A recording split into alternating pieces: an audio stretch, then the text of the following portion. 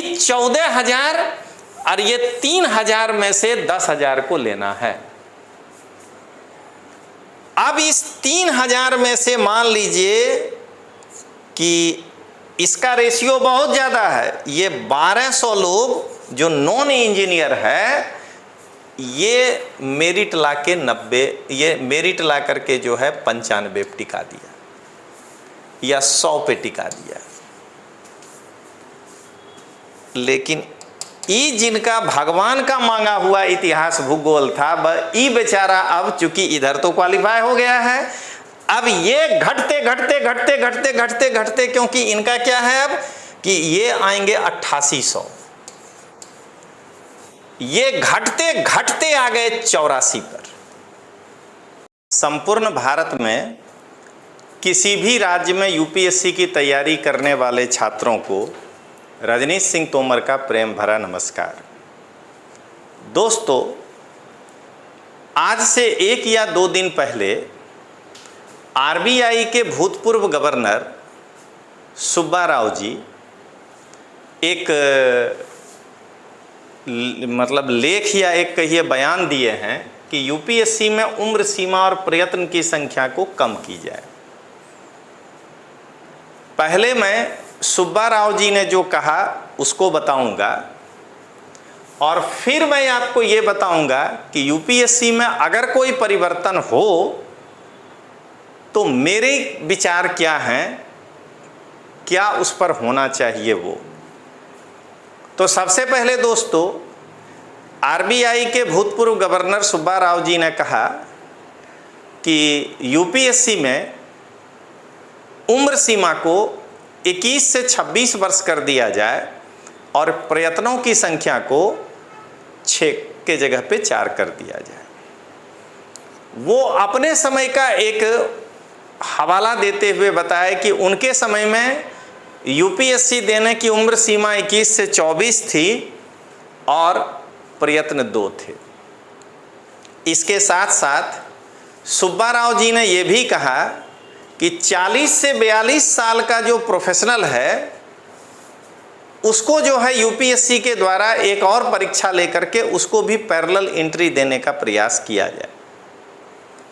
आप सभी जानते हैं कि सुब्बा राव जी एक आरबीआई के गवर्नर रह चुके हैं, पढ़े लिखे व्यक्ति हैं, लेकिन पढ़े लिखे व्यक्ति होने का मतलब ये नहीं है कि उनको भारत की समझ हो, ये कहीं जरूरी नहीं है। मैं आज सुब्बा राव जी से कई प्रश्न भी करना चाहूँगा और यूपीएससी के बदलाव के लिए इस तरह का तुगलकी फरमान जारी करने की उनको क्यों आवश्यकता पड़ी, बिना सोचे समझे मैं उस पर भी बात करूँगा। सबसे पहले सुब्बा राव जी ये बताएं कि जब तक उम्र 21 से 24 तक था वो सही था, आकि 21 से लेकर के जब पहली बार 26 फिर 28 और उसके बाद 32 किया गया तब सही था। मैं यहाँ आगे बढ़ने के पहले सुब्बा राव जी से यही कहना चाहूँगा कि सुब्बा राव जी, अगर आप आधुनिक भारत का अध्ययन कर लिए होते व्यवहारिक तरीके से तो शायद आप ये जवाब नहीं देते। जरा आईएएस की तैयारी करने वाले छात्र समझिए कि उम्र को जो घटाने की बात आधुनिक भारत में हुई थी उसका कारण क्या था। उसका कारण एक ही था कि भारतीय पास नहीं कर पाए। तो मुझे लगता है कि सुब्बा राव जी या तो ब्रिटिश वायसराय को प्रतिनिधित्व कर रहे हैं या ब्रिटिश वायसराय के उस रिकमेंडेशन से कुछ ज़्यादा प्रभावित हैं। उम्र घटाने की बात जहां आप करेंगे, जिस तरह से ब्रिटेन के लोगों को एक सुविधा देने के लिए उम्र घटाया गया कि भारत में अवेयरनेस कम है, लोगों को ग्रेजुएट होने में समय लगेगा, तब तक उनका उम्र पार हो जाएगा। सुब्बा राव जी भारत के उस अपर क्लास को, कास्ट में नहीं कह रहा हूं, अपर क्लास को जो है समर्थन कर रहे हैं कि जो बड़े बड़े शहरों में और दो साल 3 साल के उम्र में स्कूल भेज देते हैं, जिनके पिताजी जिस बच्चे को केवल उसको ही यूपीएससी देने का अधिकार है, सुब्बा जी के अनुसार गांव में रह करके तैयारी करने वाले छात्रों को अधिकार नहीं है, क्योंकि उनके पिताजी तो 6 साल में स्कूल भेजते हैं। मैं यहाँ सुब्बा राव जी के इस विचार को सीधे सीधे खारिज कर रहा हूं कि यूपीएससी का उम्र अगर घटाए जाने का ये सुझाव दे रहे हैं तो ये ब्रिटिश वायसराय और ब्रिटिश सम्राट से प्रभावित होकर के भारत के इंटेलेक्चुअल वर्ग या सो कॉल अपर वर्ग को जो है सपोर्ट करने के लिए ये इस तरह का बयान दिए हैं। और या एक बात ये हो सकता है कि सुब्बा राव जी खुद एक इंटेलेक्चुअल वर्ग से हों, उनको पता नहीं हो कि गांव में क्या समस्या है। और मुझे लगता है कि ऐसे ही लोगों के कारण देश का आर्थिक विकास कभी कभी अवरुद्ध होता है, क्योंकि इनकी सोच जो है वो औपनिवेशवादी है। अब दोस्तों मैं एक स्टेप आगे बढ़ता हूं। सुब्बा राव जी पहले ये नहीं समझ पाए कि अब जब नई शिक्षा नीति के लागू होने के बाद 16 साल में कोई बच्चा 10वां पास करेगा, 18 साल में 12वां पास करेगा और 22 साल में मिनिमम 8 से ग्रेजुएशन करेगा, और इंजीनियर होगा तो 23 साल और डॉक्टर होगा तो 24 साल। तो जरा बताइए कि 4 ट्रायल 24 साल वाले को देकर क्या करेंगे जब उम्र 26 साल बचेगा। हमको लगता है कि यही सब काम ही पूरा जीवन किए हैं, सरकार को ऐसे ही अलग गलत सलाह देते रहे हैं।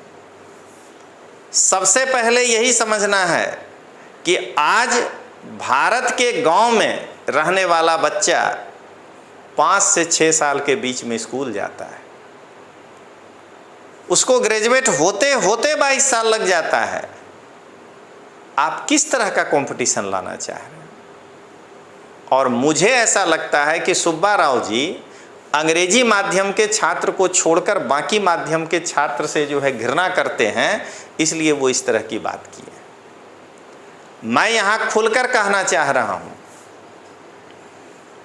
इस बात का इतिहास भी गवाह है कि उम्र घटाने की बात अंग्रेजों ने तभी किया था जब उसको अपने लोग भरने थे। दूसरी बात, एकलव्य भी उतना ही अच्छा धनुर्धर था जितना अर्जुन था, इसका मतलब, और कर्ण भी उतना ही अच्छा धनुर्धर था। इसका मतलब कि गांव में अगर कोई छात्र हिंदी माध्यम से पढ़ रहा है, गुजरात के गांव में कोई छात्र गुजराती माध्यम से पढ़ रहा है, महाराष्ट्र के किसी गांव में कोई छात्र मराठी मीडियम से पढ़ रहा है, तमिलनाडु के किसी गांव में कोई छात्र तमिल मीडियम से पढ़ रहा है, तो ऐसा नहीं है कि उसकी आईक्यू या उसके सोचने की क्षमता बड़े बड़े नगरों में बैठ करके बड़े बड़े महंगे स्कूलों में पढ़ने वाले अंग्रेजी माध्यम के छात्र से कम होगा। वह एकलव्य है। यहाँ पर प्रशासन संभालना है, किसी भी भाषा का आदमी संभाल सकता है। आपको मैं आज एक उदाहरण देना चाहता हूँ। ये कुछ इस तरह के इंटेलेक्चुअल और अपने आप को बुद्धिजीवी समझने वाले लोग बार बार यही सोचते हैं कि अंग्रेजी माध्यम का ही छात्र जो है वो देश को बचा सकता है, हिंदी माध्यम का छात्र नहीं बचा सकता, या गुजराती माध्यम या मराठी माध्यम या तमिल माध्यम। मैं एक उदाहरण दे रहा हूं दोस्तों, जरा आप उदाहरण समझिएगा। एक आईएएस जब ट्रेनिंग पूरा करके और किसी भी राज्य में जाता है, चाहे वो एसडीएम के पद पे हो, चाहे वो डीडीओ के पद पे हो, आप ये बताइए कि भारत में ऐसा कौन सा सब डिवीज़न है या डिस्ट्रिक्ट जहां रहने वाले लोग अंग्रेजी में बात करते हैं। एक आईएएस लड़का जो इंग्लिश मीडियम में पास करके आता है, अगर उसकी पोस्टिंग गुजरात में विसावदर सब डिवीज़न में होता है, तो वहाँ जो गांव से आते हैं किसान, वो विशुद्ध गुजराती नहीं काठियावाड़ी बोलते हैं। अगर कोई लड़का बिहार के हवेली खड़गपुर सब डिवीज़न में जाकर एसडीएम बनता है तो उस सब डिवीज़न में हिंदी तो छोड़िए, शहर में लोग अंगिका में बात करते हैं। ये अंग्रेजी माध्यम वाला गांव से आने वाले लोगों का पहले फार्म नहीं समझ पाएगा, उनके साथ संवाद नहीं कर पाएगा। आप इंटरव्यू तक अंग्रेजी में ले रहे हैं और वह अंग्रेजी का आदमी बात कर रहा है अंगिका भाषी से, बात कर रहा है काठियावाड़ी भाषी से, वो कैसे बेस्ट ऑफिसर हो जाएगा? सुब्बा राव जी को पहले ये समझना चाहिए। जब जिले का कलेक्टर बनता है, जो 10 साल कम से कम वो उस पद पे रहता है, जरा बताइए, जिले का कलेक्टर बनिएगा और मुंगेर जिला का कलेक्टर बनाया जाएगा। मुंगेर शहर में लोग आज भी बोलचाल में अंगिका ही बोलते हैं कि हे रे की करे छे रे, बाजार गेल हैं की रे, अरे हमरो समझ में नहीं है। जरा बताइए कि उस स्तर के भाषा का प्रयोग करने वाले लोगों को आप अधिकारी अंग्रेजी भाषा का दे रहे हैं, देश का विकास कैसे होगा? यहाँ सीधा सवाल है कि बाइकॉट अंग्रेजी का होना चाहिए, बाइकॉट आप जो है हिंदी, गुजराती और मराठी का कर रहे हैं। मैं किसी भाषा का विरोधी नहीं हूँ, मेरा बच्चा भी अंग्रेजी मीडियम में ही पढ़ा है, लेकिन मैं बात कर रहा हूँ प्रैक्टिकल, व्यवहारिक, कि मुंगेर जिला का बैठा हुआ कलेक्टर जो अंग्रेजी माध्यम का है, वो गांव के उस अंगिका भाषी आदमी के समस्या का समाधान कैसे करेगा समझ करके? तो बॉस बनकर बैठ जाएगा, 2-4 हैकड़ी दिखाएगा, डांट के भगा देगा ऑफिस से। अब जरा आप सोचिएगा, सुब्बा राव जी ये आप ही के लिए, मुंगेर नहीं, चलिए आरा में जो है आप कलेक्टर बना देंगे। लोग जो है बिहार में कहावत बोलते हैं, आरा जिला घौर बा कौन बात के डौर बा, अरे भोजपुरी में बोलते हैं। यहां आप एक प्योर अंग्रेजी बोलने वाले कलेक्टर को बिठा दिए हैं, वो कौन सा जो है वहां पे तीर मार लेगा, उसको भाषा नहीं समझ में आएगा। इसलिए मैं भारत सरकार से इस बात का निवेदन कर रहा हूं, क्योंकि ना तो मुझे यूपीएससी से कोई उम्मीद है, क्योंकि वहां सारे इंटेलेक्चुअल बैठे हैं। भारत सरकार का मतलब नरेंद्र मोदी साहब चूंकि खुद जो है एक ग्रामीण पृष्ठभूमि से यहां तक पहुंचे हैं, वो इस समस्या को समझेंगे। कभी भी एक आईएएस को अंग्रेजी में काम करने का मौका 4 साल से ज़्यादा नहीं मिलता है। आप उस 4 साल के काम के लिए 26 साल का उसके कैरियर को दांव पर लगा रहे हैं अंग्रेजी में करके। आप जरा बताइए, गुजरात के जूनागढ़ जिले का कोई भी कलेक्टर, उसके ऑफिस में दिन भर में कितने अंग्रेजी बोलने वाले लोग आएंगे? उसके ऑफिस में बोलने वाले काठियावाड़ी लोग आएंगे, गुजराती भी नहीं आएंगे।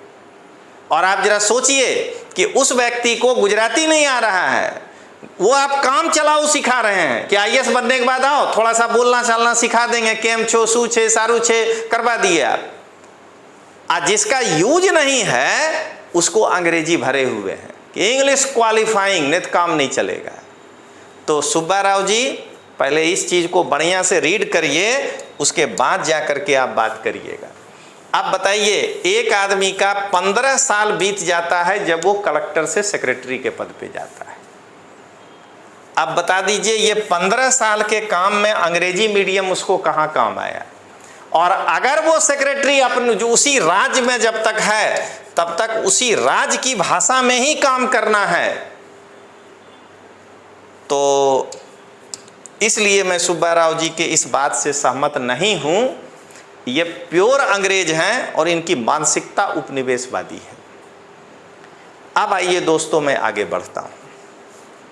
मेरा पहला सुझाव यही है, सबसे पहला, कि अगर सरकार अभी भी और ज़्यादा लोगों को मौका देना चाहता है तो उम्र को, चूंकि सरकार हमेशा सरकार के नीति पर एज बढ़ेगा, चूंकि सरकार ग्रेजुएशन का 1 साल बढ़ा दिया, बीटेक का 1 साल बढ़ा दिया, तो मैं सरकार से यही गुजारिश करूंगा कि 1 साल यूपीएससी का भी उम्र बढ़ाइए, उसको 33 करिए, क्योंकि लड़का 1 साल अब वो एग्ज़ाम नहीं दे पाएगा पहले के तुलना में। अगर पहले 21 साल में ग्रेजुएट हो जाता था तो 1 साल बढ़ा देने के कारण अब वो 22 में होगा। तो या तो फिर 22 से 32 कर दीजिए, 21 का न्यूनतम का कोई मतलब नहीं बनता है। तो ये है सुब्बा राव जी को पहला सलाह। दूसरा, अब मैं सुब्बा राव जी को दिखा दिया आपको कि इनको भारत की कुछ जानकारी नहीं है और ऐसे ही लोग प्रशासन में ऊपर बैठे हैं जिसके कारण भारत के कुछ लोगों को लाभ मिल रहा है और बड़े लोग जो हैं इस लाभ से वंचित रह जा रहे हैं, क्योंकि उनकी मानसिकता, उनकी सोच में उपनिवेशवादी सोच भरा हुआ है। अब आइए यूपीएससी के परिवर्तन पर मेरे सुझाव। सबसे पहला सुझाव कि आप अगर ये देख रहे हैं कि अलग अलग राज्यों में अलग अलग भाषा के लोग होने चाहिए, क्योंकि वहां पर काम आपको उसी भाषा में करना है, तो इंग्लिश क्वालिफाइंग आप रखे हैं मेंस में, कोई दिक्कत नहीं है। लेकिन सबसे पहले एक कोटा तय होना चाहिए। कोटा का मतलब ये होना चाहिए कि 15% हिंदी माध्यम के अधिकारी होने ही चाहिए यूपीएससी, जो भी सेलेक्ट करे उसमें। उसके बाद अगर सेकंड भाषा तमिलों का है तो 10% उनके भी होने चाहिए।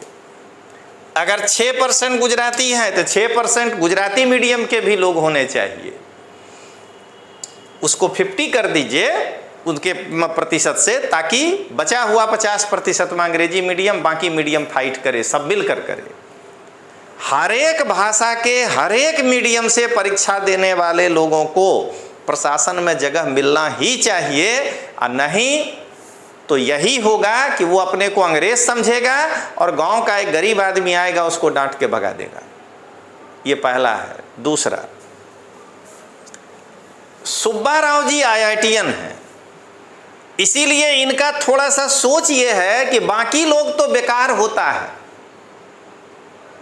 मैं यहां पर फिर बताना चाह रहा हूं कि सुब्बा राव जी आईआईटीएन है, इनको इसीलिए लगता है कि बेस्ट ब्रेन तो आईआईटी में ही होता है, अब बाकी लोग तो कूड़ा कचड़ा उठाने आया है। सुब्बा राव जी, आपको मालूम होना चाहिए कि विश्व में अगर विज्ञान का सबसे बड़ा अवार्ड जो है नोबेल प्राइज है, तो इकोनॉमिक्स में भी दिया जाता है और पीस में भी दिया जाता है और लिटरेचर में भी दिया जाता है। तो खाली आईआईटी में ही अच्छा लोग नहीं बैठा है। मुझे आईआईटी के लड़कों से कोई दिक्कत नहीं है, मैं भी, हमारी बेटी वगैरह है, अगर वो इंजीनियरिंग का तैयारी करना चाहेगी तो मैं सपोर्ट ही करूंगा। लेकिन ऐसा नहीं है कि बेस्ट ब्रेन वही बैठा है।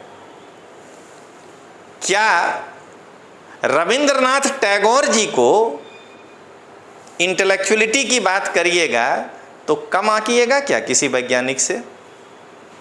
या अभी जो, हालांकि वो आदमी तो गलत कर रहा है भारत के साथ, इसलिए उसका सपोर्ट नहीं किया जा सकता, लेकिन बांग्लादेश का जो प्रधानमंत्री बना वो तो इकोनॉमिक्स पढ़ा है, क्या उसके पास दिमाग जो है किसी इंजीनियर से कम है क्या? इसलिए ये मान लेना कि खाली आईआईटी में ही ब्रेन है, नहीं, आईआईटी में ही बल्ब बनाने वाला ब्रेन है, समाज को समझने वाला ब्रेन नहीं है। एक साइंस पढ़ने वाला व्यक्ति समाज को भी उसी तरीके से देखता है कि वह एक यंत्र है, मशीन है। इसलिए सबके लोग होने चाहिए। ये सीसेट में गणित डाल करके क्या चेक करना चाहते हैं, मैं ये पूछना चाहता हूं। आज मैं खुलकर कह रहा हूं कि सीसेट में गणित रीजनिंग नहीं होना चाहिए, उससे बुद्धि का चेक नहीं हो रहा है। 3 पुरुष और 4 महिला किसी काम को 10 दिन में करते हैं, तो 2 पुरुष और 3 महिला किसी काम को कितने दिन में करेंगे? ये बना लेने वाला आदमी दुनिया का सबसे तेज आदमी है।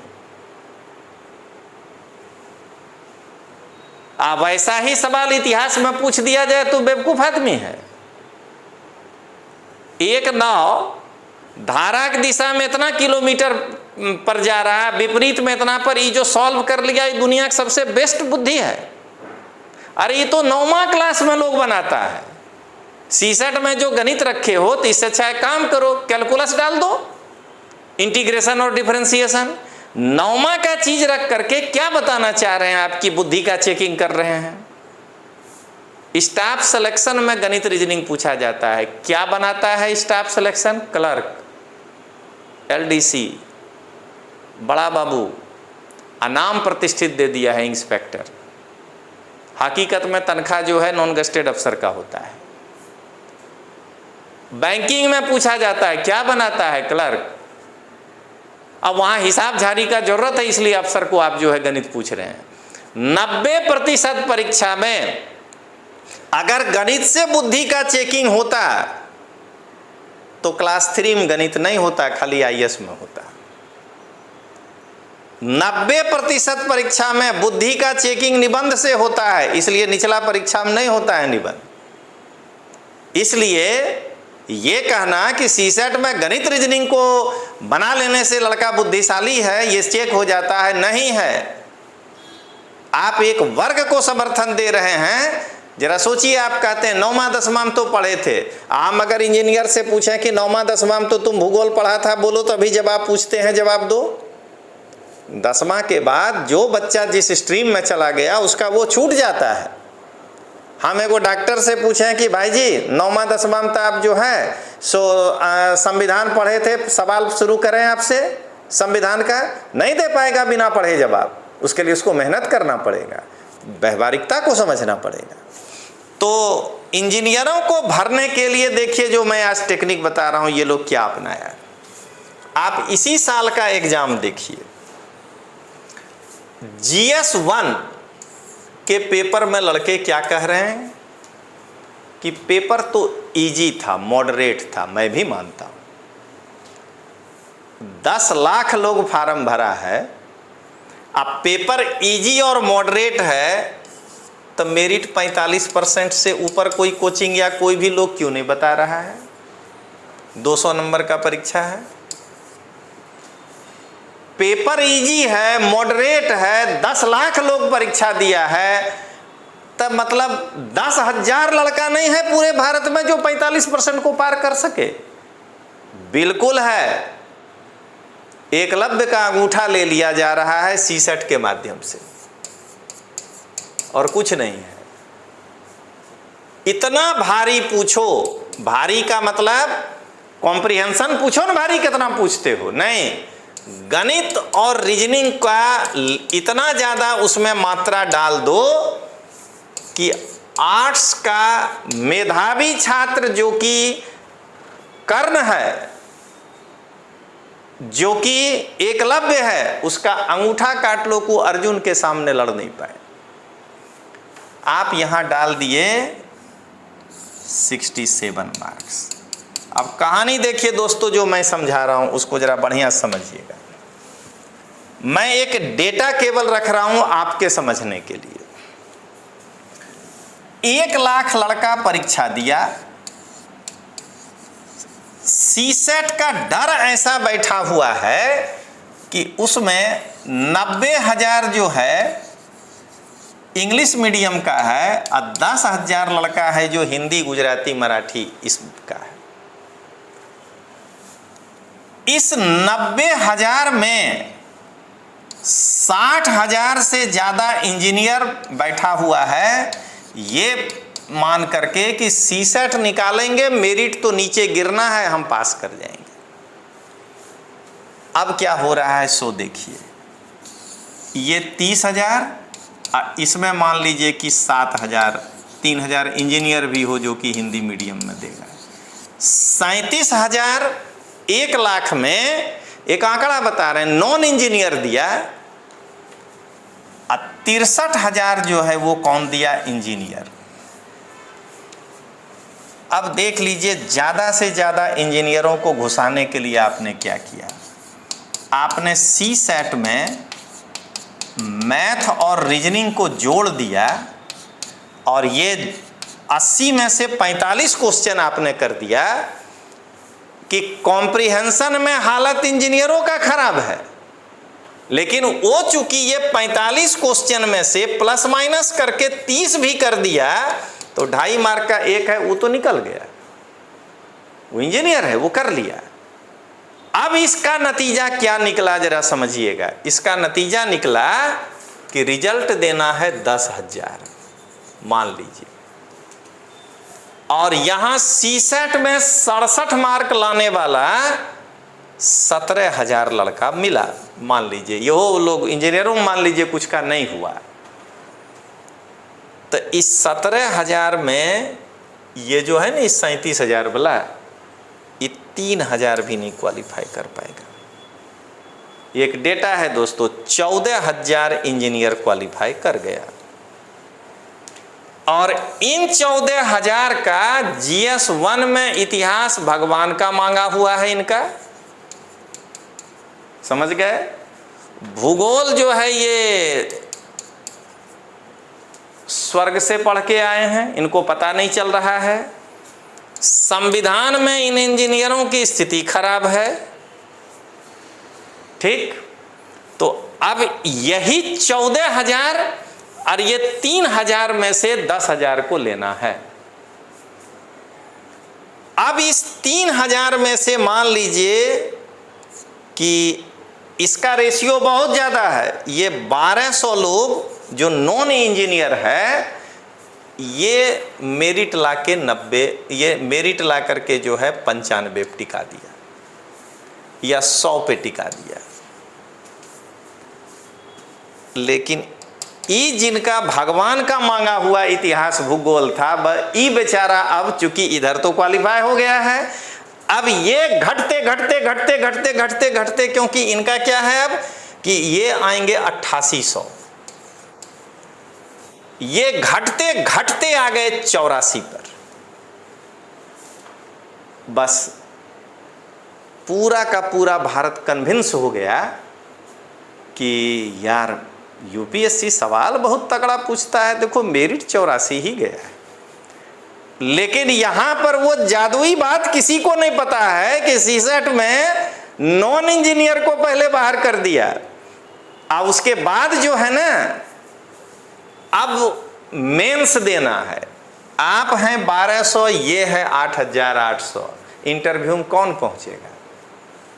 ये 1,200 में बेचारा लड़ झगड़ के 700 पहुंच जाएगा, मान लेते हैं 3,000 के इंटरव्यू में या 3,500 के इंटरव्यू में, ये मान लेते हैं 500 पहुंच गया, तो बहुत अच्छा परफॉर्म किया। इनको नहीं ऐसे लिखने आ रहा है, नहीं इनको जीएस ठीक से लिखने आ रहा है, लेकिन ये अब उसी रेशियो में 750 नंबर किसी तरह घींच तीर के बीए पास नंबर ला करके ई पहुंच जाएगा 5,000, ये पहुंच जाएगा 3,000 इंटरव्यू देने। अब ये 500, ये 3,000, 3,500, और अब होगा खेला। ये हिंदी माध्यम बुलाया है, इसको 160 देख भेजो। अरे इंडिया का बेस्ट ब्रेन आ गया, IITian अंग्रेजी में आइए, ये साहब बैठिए बैठिए, इसको 210 दो, समझ गए।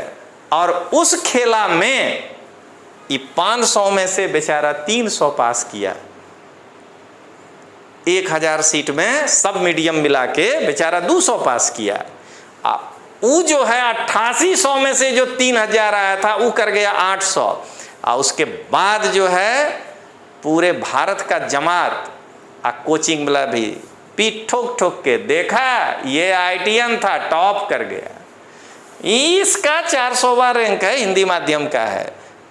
अरे एक बेंच पे लड़ने तो दो। तो आज मैं सबसे पहले यही सरकार से अनुरोध कर रहा हूं कि सीसेट पेपर हटा दिया जाए। मेरा मानना है कि अगर खाली जीएस पर पीटी हो जाए ना, मेरिट 105 चला जाएगा इतने में, और बड़ी संख्या में इंजीनियरिंग बैकग्राउंड का लड़का फेल हो जाएगा। और मैं विरोधी नहीं हूं, मेरा मानना है सारे विषय के तब अच्छे लड़के आएंगे। वह इंजीनियर भी योग्य है जो 105 लाया, और वह आर्ट्स वाला भी योग्य है जो 105 लाया। यहाँ क्या हो रहा है, आर्ट्स वाला 95 लाए हुए है, बेचारे का सीसेट में हाथ था कमजोर, इस कारण से बेचारा जो है फेले हो गया, सीसेट में नहीं क्लियर हुआ। अब वहाँ आता ना इतिहास था, ना भूगोल था, ना मंगोल पता है, ना चंगेज पता है, ना तैमूर पता है। कहीं ऐसा नहीं हो कि इंटरव्यू में कोई इंजीनियर से पूछे कि तैमूर किसका बेटा था, तो कहे करीना कपूर का बेटा था, कहे कि इतिहास ही नहीं पढ़ा है। और उसके बाद जा करके जो है इसमें क्या होगा, सारे बेस्ट लोग आएंगे। मैं किसी का शिकायत नहीं कर रहा हूँ, यहाँ मैं उस प्रोसेस के ऊपर प्रश्न खड़ा कर रहा हूँ। ऐसा नहीं है कि इंजीनियर बेकार ही होता है, डॉक्टर बेकार ही होता है, लेकिन ऐसा भी नहीं है कि बीए इतिहास पढ़ने वाला बेकार होता है।